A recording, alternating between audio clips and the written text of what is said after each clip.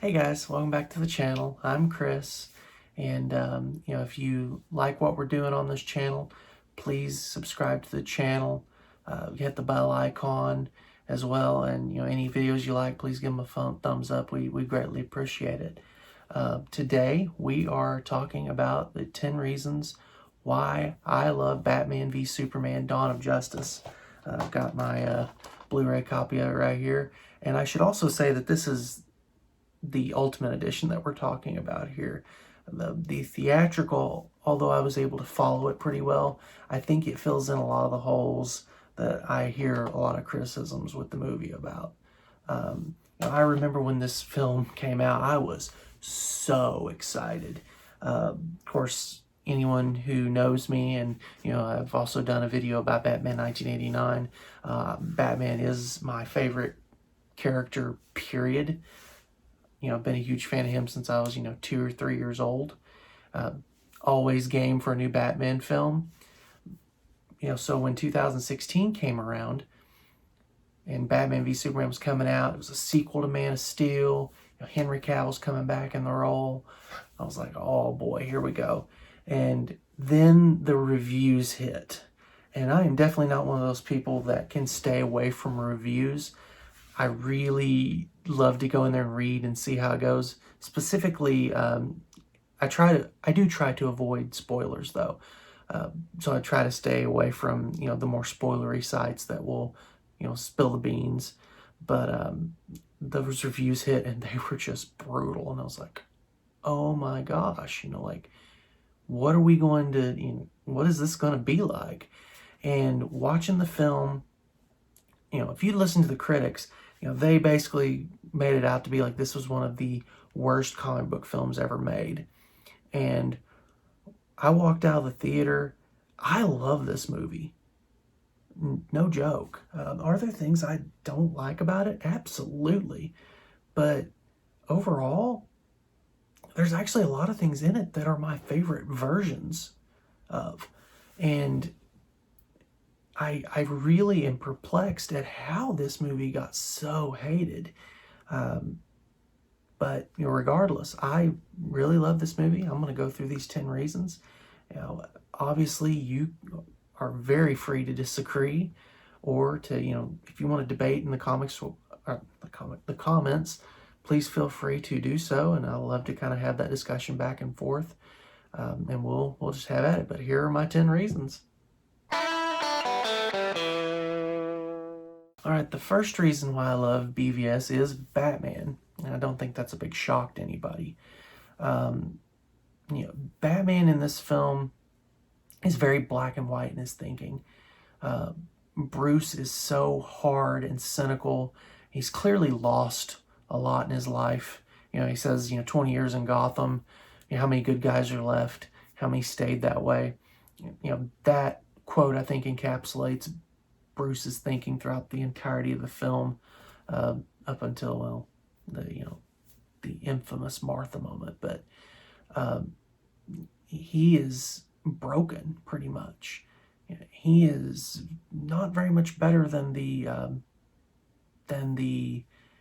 criminals in Gotham. He's branding people. He's killing people. That's one thing I don't really like my Batman to do. But he does kill people. And, I did recently, I watched Zack Snyder's sort of live commentary on Batman v Superman. And he was kind of making jokes about, oh, that guy's fine. But, I mean, it's very clear, Batman kills people in this film. But still, Ben Affleck's portrayal is wonderful. And I find it really interesting that he got so much hate whenever he first got the role, because he actually does a very good job in this film as Batman. And first of all, he is the most stacked Batman we've had. What is he, 6'3", 6'4"? And he is ripped. He is like hulking out in this film. And, he looks like the way traditionally you would think of Bruce Wayne. Bruce Wayne is big, he is ripped. He looks like somebody who has trained his whole life to basically be the best fighter in the room. I can't say enough good things about his performance in light of some of the things I don't like, i.e. him killing, and him, he does, he takes pills in this movie. He ends up kind of, drinking. He's, of course, he's the womanizer in that too, but, that's always typically been Bruce Wayne anyway. But I don't know if I necessarily like that part of it too, but then I also think that this is a Batman who's been fighting in Gotham for 20-something years. Of course, he would have some vices. That seems like a very real-world thing to kind of look at and understand that, there's a lot of trauma there. So it doesn't surprise me. It's just, I'm just not used to seeing my Batman be, kind of a boozer and a pill popper. But I think it works for the story and it works for this character. Looking at the suit as well, this is one of my favorite Batman suits. Looks very comic book traditional with the gray cloth over the armor, and with the black cowl with the really short ears and the black cape. It looks very comic book accurate. It looks like the first time that we've kind of broken the mold of what Tim Burton did in 1989, because if you look at every suit in live action since that suit, they've all had some similar characteristics. They've all been pretty much in all black, except for the differing colors on the Schumacher suits. Of course, like there was the ice suit in Batman and Robin. There was the alternate suit in, or the prototype suit, I should say, in Batman Forever. But they've all had the long pointy ears, mostly black, looks like sculpted, like to look like, the human anatomy, with muscles and everything. And let's just not even talk about the nipples and stuff on the Schumacher suits. Jeez. But looking at that, it's been that through line. And even though there have been changes here and there, it's all kind of held that silhouette almost. With this one, it does change to a more comic book accurate suit in that, the gray is brought back for the first time. And it looks fantastic. I can't say enough good things about it. It makes you wonder why they changed it up a little bit whenever it went to Justice League, because it does change, especially the cowl. The cowl is the worst offender of that, but the cowl does look a lot different in Justice League, and I don't know why they made that change, because they perfected it. That is the suit for me, of the modern day Batman, as far as it completely encapsulates everything traditional about the comics while still moving everything forward. And it's a great suit. But I mean, all together, you bring together the suit, you bring together Ben Affleck's performance, it just creates a very compelling version of Batman, and yes, a controversial version of Batman too. The second part that I love about Batman v Superman is Lex's plan. Now, I understand that it was a little confusing, especially the theatrical version. I mean, even Michelle, she walked out after the first film and she had a lot of questions like, well, why was this way? Why was this way? The best thing I can tell you about this plot that makes the most sense is, if it happened in the movie, it's probably Lex's doing. The terrorists that get killed in the desert. Bruce Wayne, basically is manipulated by Lex through, he sends stuff out in the mail, like the return checks and everything like that. He sends those out in the mail with the writing on it, like, you killed your family and you did all this. The way that he maneuvered the former Wayne Enterprises employee, gives him the chair, has the bomb in it that's lead lined, gets it to Congress, blows up Congress with Superman there. Everything is manipulated by Lex to get it into a situation where the end game is one of two things happen. Either Superman kills Batman and proves Lex right that even though that either a god can be all powerful or all good, but he can't be both, or Batman kills Superman and Lex gets his Superman problem taken care of. Either way, Lex wins there. And so everything is about funneling that to that end. And once you realize that, it makes a lot more sense. And I think like I said, I think the Ultimate Edition, although it goes to 2 hours on this, or I'm sorry, 3 hours, it does flesh that out a lot more and does connect the dots a lot better. Now, also moving forward and talking about Jesse Eisenberg, I understand that he's probably one of the most controversial parts of this film. Everything about his portrayal of Lex is very controversial. However, I look at it as if Lex is starting out. This is Lex at the beginning of his journey. We don't see Lex fully formed like we have like in the Christopher Reeve movies or even, Superman Returns. We see him at his beginning, long hair and all. And I thought that Jesse Eisenberg was really good in this role as an early Lex Luthor who hasn't been completely sort of villainized yet. He's quirky and he's weird, but he's also brilliant. He's also charming. And, he almost gets it pulled off. He almost gets Superman killed. And it took a very interesting moment happening for that to not take place. So I thought he did really well in this role. I thought he actually really had a wonderful performance. I mean, that last scene in prison where he's just, he's talking about, he's screaming, the bell's been rung, and that is a very chilling moment for me. And it leaves me thinking, like, I want to see more of this character to see how he becomes more of the fully developed Lex that we all know. But I don't know whether or not we're going to get that. You see differing stuff in the media about there being a sequel to Man of Steel. But I guess we'll just have to see. But I definitely am pro Jesse Eisenberg in this one. I thought he did really good in it, and I think he deserves a lot more credit than he got.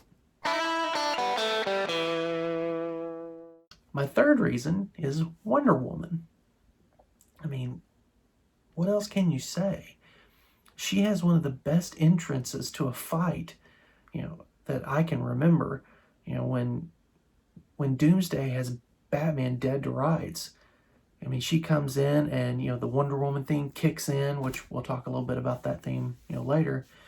I mean, it's just, like, I wanted to, like, come out of my chair and, like, be applauding. I mean, it was great. And again, Gal Gadot, another casting choice that, sometimes it's like, if you're on the internet and you hear a piece of news, maybe you ought to just wait. Because, I mean, she, to me, is in a long line of people that were cast in comic book movie roles that were just slammed upon release. Going back to Michael Keaton as Batman, Heath Ledger as the Joker, and Hathaway, that Freudian slip there, and Hathaway as Catwoman. And, I mean, obviously, Gal Gadot as Wonder Woman. Even Ben Affleck as Batman. He got so much hate whenever he was cast, but he turns in a really good performance anyway. So, Gal Gadot kills this role. Gal Gadot is Wonder Woman, and she has such a great chemistry, especially with Ben Affleck's Bruce Wayne. They're back and forth. I mean, they clearly have a lot of chemistry there, and you root for them, kind of like in the Bruce Timm animated universe. You root for Batman and Wonder Woman to kind of get together. But, they kind of seem like star-crossed lovers.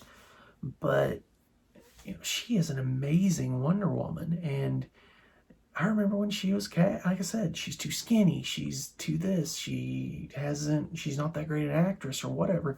And now all this time later, through Batman v Superman and Justice League and the Wonder Woman solo film, and then now Wonder Woman 1984 coming out, is there anyone else that you can imagine as Wonder Woman? I can't imagine anyone else as Wonder Woman, and I don't hear that hate of that casting choice now. One thing I can say about Zack Snyder, two things. He can direct a good action scene, and he can cast really well, because I've yet to see any casting choice that I didn't just vehemently disagree with. So, so I really applaud Gal Gadot in this film and really love Wonder Woman.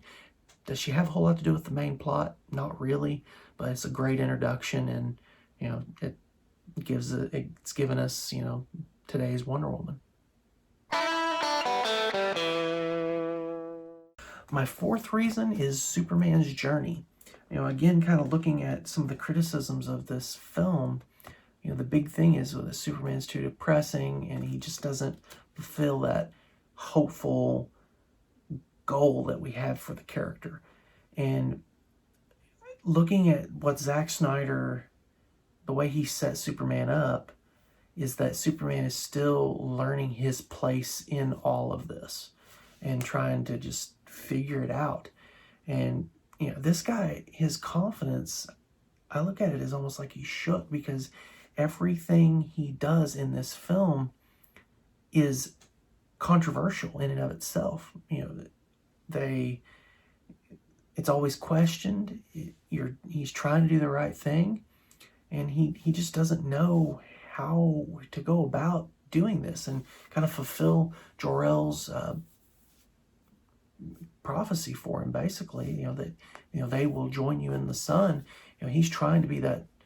He's trying to help. He's trying to save people, and he's looked at as nothing but a controversial figure, or a Christ-like figure, or the devil himself, almost an existential threat that needs to be eliminated. So I think by the end of the film, he gets there. He understands his place in the world. He understands that it's all, he's got it figured out. But then, of course, he sacrifices himself to kill Doomsday. So, that's kind of short-lived, basically. But we do see him emerge in Justice League as a more hopeful character and start to fully embody that expectation of being a hopeful character. But again, we don't really know how that's going to work, because with Justice League performing the way it did, a lot of stuff's up in the air of even if Henry Cavill will return. Are they just going to reboot, or are they going to recast, or is Henry Cavill going to come back, or they think that they've got their Superman? To me, I think he deserves the benefit of the doubt. I don't think that any controversy is his fault. I think he's actually the best Superman that we've had, and I say that knowing fully well that's blasphemous towards Christopher Reeve, and I love Christopher Reeve, but Henry Cavill is such an amazing actor, and he loves the character so much that it just works. And he's got the perfect look for it. So please, if anybody at Warner Brothers is seeing this, and it's highly unlikely, but please give us another Superman movie with Henry Cavill, and I think it'll do well with the right storyline. But Superman's journey in this does bring him more to that arc that we kind of come to expect from him, and I just want to see that fulfilled going forward. My number 5 reason is the warehouse scene. I mean, come on. What a fight scene. I mean, to me, it's the best Batman fight scene. I mean, Batman is so brutal in this, at least in kind of the comic book, version of brutal. It's clearly not like a R, I guess the Ultimate Edition is, but, it's not like really like gory type of hardcore, but gosh, he's just, the fight choreography, the way it's shot, I mean, everything about it is just perfect. And of course, it wouldn't be BVS without being controversial. It does end with Batman killing someone. Again, well, he probably killed a few other people, but he shoots out the hose of the flamethrower and the guy ends up burning to death. I don't have as much of a problem with that because at least it does have its place in comic book lore. There's a very similar scene in The Dark Knight Returns where Batman does the same thing roughly, except he outright shoots a guy. But it doesn't surprise me that a scene like that is included in this movie because of Zack Snyder's love of The Dark Knight Returns. So it's just a great fight scene. I can't say enough good things about it. It just, again, kind of makes me sad that, we're not going to get to see more of Ben Affleck in this role. Even as much as I am so excited about Robert Pattinson and Matt Reeves doing the Batman. But, it is very sad at the same time that we don't get to see more of Ben Affleck's Batman just kicking serious butt. My number 6 reason is the Trinity. I think something that's lost in the controversy of this film is the enormity of finally having Batman, Superman, and Wonder Woman on screen at the same time in the same film. It's so iconic a moment. When they're lining up to face off with Doomsday, I felt the enormity of that. And again, I think it was lost in the controversy of that film. But, you look at Batman, I have no reservations saying that Batman is by far the most popular and successful comic book character. You just look at the diversification of what he's had success in. There's the 66 Batman show. There's Batman the Animated Series. Multiple animated movies. All the live action films. Of course, his run in the comics always seems like it's a bestseller. He's definitely the most popular superhero, and he's one that success, it's not like that success was 40 years ago. It has been consistent, seems like, since the 60s. In the 60s, it was the Batman TV show, and then the comic book run was still really successful all throughout the 70s and the 80s. The Dark Knight Returns redefined the graphic novel and comic books and the way you could tell stories within the graphic novel format. Batman 1989 was was 10 years behind Superman. 11 years, was right behind Superman a decade in being a game changer in the comic book film world. The Nolan trilogy. Like I said, Batman the Animated Series was in the 90s, and then the whole Timverse happened throughout that. It's just been consistently boom, boom, boom. He is consistently the most successful and popular comic book character, and it will not surprise me a bit if the Batman comes out in 2021 and is a huge smash hit as well. Batman's a character that we can all relate to. He doesn't have superpowers. There's that hope that, with the right train, the right amount of money, I could be Batman, that kind of thing. But I have no problem with saying he's the most popular superhero. Superman is the first superhero. His story is so classic, it's almost biblical. Every superhero has been modeled in some way, shape, or form off of him, it seems like. He's still a very relevant character. There's just a fine line that you've got to ride with him to make it right. He is a lot harder to write for, I think, than Batman. But he's so iconic. Everything about the design is just so well thought out and well done. And his origin, it's really special. And with Wonder Woman, her being the first female superhero, why did it take so long to get her into a live action film? She's a very compelling character. I probably, yeah, had a bunch of studio executives over the years that were just wringing their hands over, a female-driven superhero movie, but it's freaking Wonder Woman. I mean, come on. It needed to happen. And I'm so glad that I can raise my daughter in a world where Wonder Woman movies exist so that she can see something of herself up on the screen as opposed to it always being, a guy show. And, the fact that all three of those are finally together on screen, it was a huge moment, and I was so excited watching that sequence happen. My number 7 reason is the Superman-Batman fight, because why else would you call a movie Batman v Superman, right? But, I mean, of course, like we talked about with Lex's plan, Lex manipulated everything to get to this point so that both Batman and Superman walk into that fight feeling like they have to do this. Batman has been driven to the point that I have to do this. I have to kill Superman. He has the line that he says to Alfred, that, if there's even a 1% chance that he can be a threat, we have to take that as an absolute certainty. I'm paraphrasing.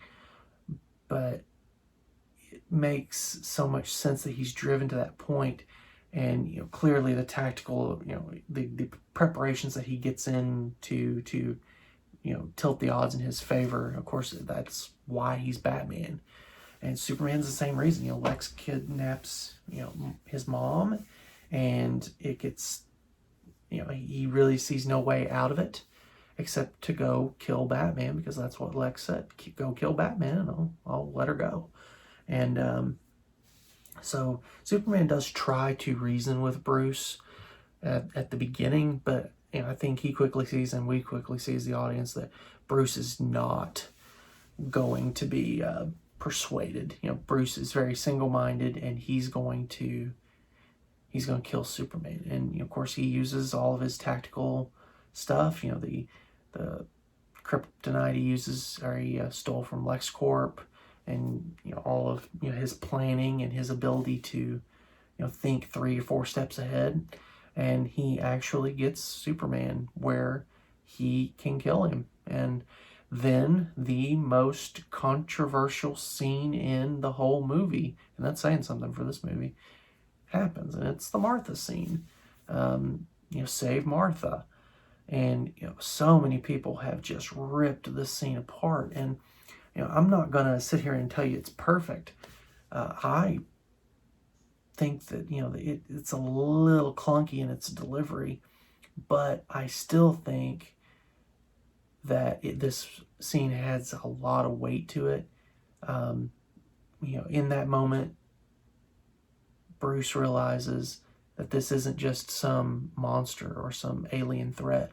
This is a person who had a childhood, who has a mother, who, of course, Lois Lane steps into the scene, who has someone in his life that cares about him. And for all intents and purposes, he's human. And it snaps Bruce out of that bloodlust that he had and makes him realize that he's the monster, not Clark.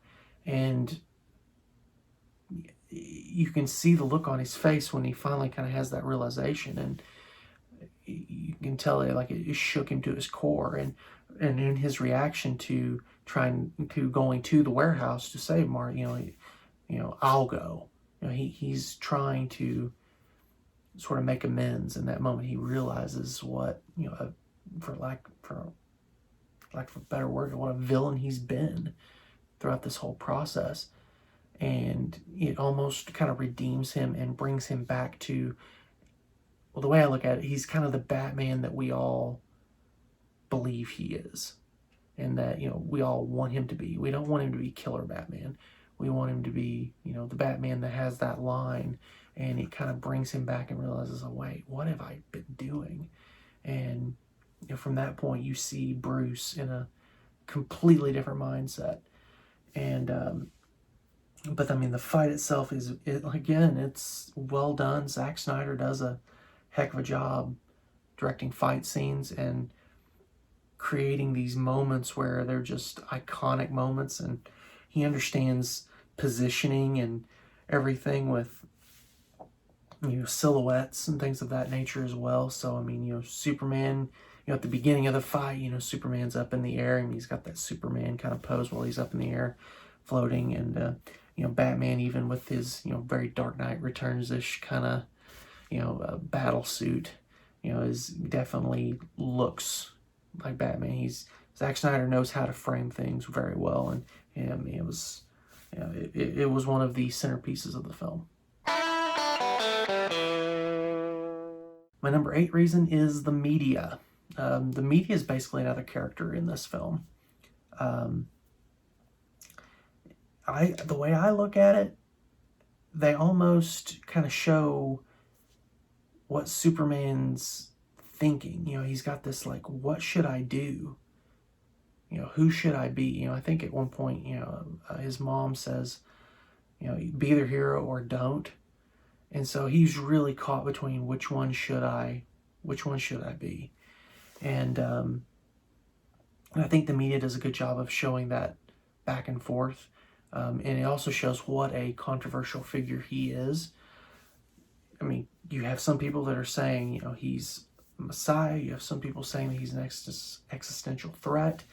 And he's just trying to figure out what his place is and all that. And they're not doing him any favors, really. It's very interesting that Zack Snyder chose this because it is a continuation of Man of Steel. And, we had kind of a first contact kind of movie with Man of Steel. But, of course, it's kind of showing the fallout from all that, like what, if it's the fallout of if Superman actually came down into the world today, how would he be looked at? He would be looked at exactly the way it is in this film. Make no mistake. He would be a very controversial character. And again, it feeds into Superman's psyche. Like if you were trying to do the right thing and you were trying to save people and you were trying to fulfill your dead father's wishes, or not wishes, but kind of prophecy of, they will join you in the sun. Well, when you're trying to do the right thing and you're trying to live up to that, and the response of the people that you're actually saving is either they look at you as a god or they look at you like you're the devil, that's hard. And so it doesn't surprise me that he is where he's at in this film. My number 9 reason is Alfred Pennyworth. I almost think that this version of Alfred might be my favorite. And that's saying something with, Michael Gough and Michael Caine in the mix. But Jeremy Irons' Alfred is just wonderful. He's such a smart aleck, and he's funny, but he's also kind of deep down the hole with Bruce, kind of in that, almost Wayne Manor's in a very depressed state at this point in time. And,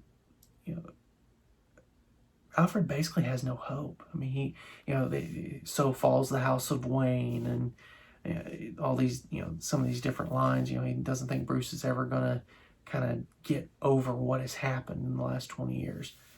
But he's also very funny in doing it as well. He has some great, smart aleck remarks.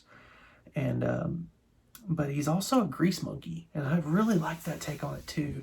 He definitely doesn't have any of the, Englishman dignified, the butler kind of thing. With how depressed things are, is there really a need for that? No, really, for Bruce, it's just all about the mission. And, that makes sense for Alfred's role. Alfred's role is to make sure that Bruce's gadgets are working, make sure his vehicles are working, and that's it. But, Jeremy Irons does a great job in the role. It really makes me sad that we won't get to see more of his performance as Alfred. But, that's the way it goes. But, special props, because, it is so hard to take a role that has been played by so many people, and that goes across a lot of things in the Batman universe. It's hard to take a role and really do something new and exciting with it. And you know, like I said, Michael Goff was wonderful in it when in that version, and Michael Caine was wonderful in that version. But you know, Jeremy Irons makes this his own, and I give him a lot of props. My number 10 reason, and certainly not the least, is Wonder Woman's theme. I mean, come on. I mean, this thing has so much yes in it. When she jumps down and blocks Doomsday's attack on Batman and that theme kicks in like that, it is such a cool moment. And it's all, I mean, the theme is what sells that. And, you know, Tina Guo, she plays on that. And she is just an amazing cellist. And we have several of her albums. I fully recommend checking her out. But you know, that theme is so iconic now to me. It's every bit as iconic as John Williams' Superman theme or Danny Elfman's Batman theme. Just can't say enough good things about it. And the great thing about it is it has basically become her theme across all the movies. You know, it was in Wonder Woman. It was in Justice League. Probably going to be in Wonder Woman 1984. You know, just can't say anything about it. It's so cool. It's Michelle's ringtone. When she calls me, it's the Wonder Woman theme. So, you know, love that thing to death. All right, so those are my 10 reasons why I love Batman v Superman. You know, all that being said, like I've said throughout the video, I understand that this movie is very controversial, and I also understand that you may disagree a lot with what I've said in this video, and that's okay. There's nothing wrong with that. Feel free to let me know in the comments, you know, what you think about that. There are things about this film I don't like as well. You know, this isn't a black and white kind of thing where I believe this movie's perfect. You know, I felt like the Justice League introductions of, you know, like the Flash, Aquaman, Cyborg, I feel like those were really just kind of forced in there and were really rushed. You know, I don't like that Batman kills in this movie, although I understand where that falls in the plot and where that leads to a lot of his redemption, so to speak. One of the big things that I don't like is I don't like the death of Superman. I like the way it was executed, but I don't feel like it was earned. You know, we've had this Superman for like 2 movies, and he gets killed.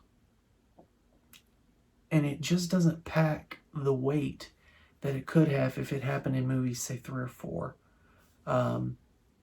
It's just one of those things that you look back and you read different things about the production of this film, and you wonder how much of it's true. Was this a rush production? Was Zack Snyder told to force Batman into this film?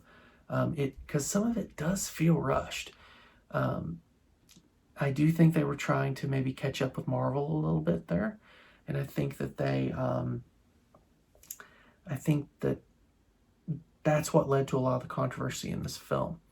Now, having said all that, to me, the good far outweighs the bad. Again, I have a hard time seeing some movies get, you know, 50 to 60% of Rotten Tomatoes, and this one gets down in the 20s.